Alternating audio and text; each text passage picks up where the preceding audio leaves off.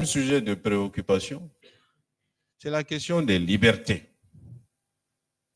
J'ai indiqué en 2024, le 8 janvier, que les libertés se restreignent. Nous déplorions en ce moment certains de nos concitoyens en exil pour des raisons d'opinion. Nous déplorions en ce moment certains de nos concitoyens en prison pour des raisons d'opinion. Et de manière générale, une chape de plomb, un climat de peur règne dans le pays. Les gens ont peur de s'exprimer individuellement. Et ce climat de peur, ces restrictions de liberté, je les ai déplorées. Pendant l'année 2024, la situation ne s'est pas améliorée, au contraire. Parce que pour la première fois en 30 ans, nous avons eu la suspension des activités politiques dans notre pays. Et nous avons eu des acteurs politiques qui ont été arrêtés pour des activités politiques. Détenus 5 mois, finalement libérés à la fin de l'année. Mais cela n'enlève en rien ce qui s'est passé.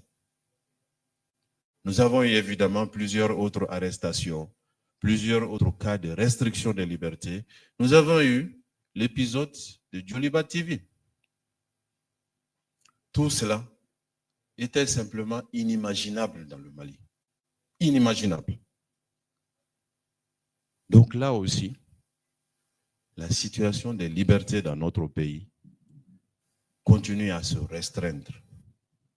Et je vous assure, cela n'est pas dans l'intérêt de nos gouvernants. Je l'ai toujours dit. J'ai dit, quand vous dirigez un pays, vous avez intérêt à ce qu'il y ait des voix divergentes. Vous avez intérêt à ce qu'il y ait des critiques.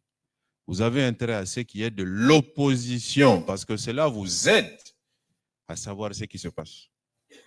Et si vous avez envie que les choses s'améliorent, à pouvoir les corriger. Mais si vous essayez d'étouffer toutes les voix divergentes, vous n'allez avoir que des applaudissements. Mais attention, que des applaudissements intéressés.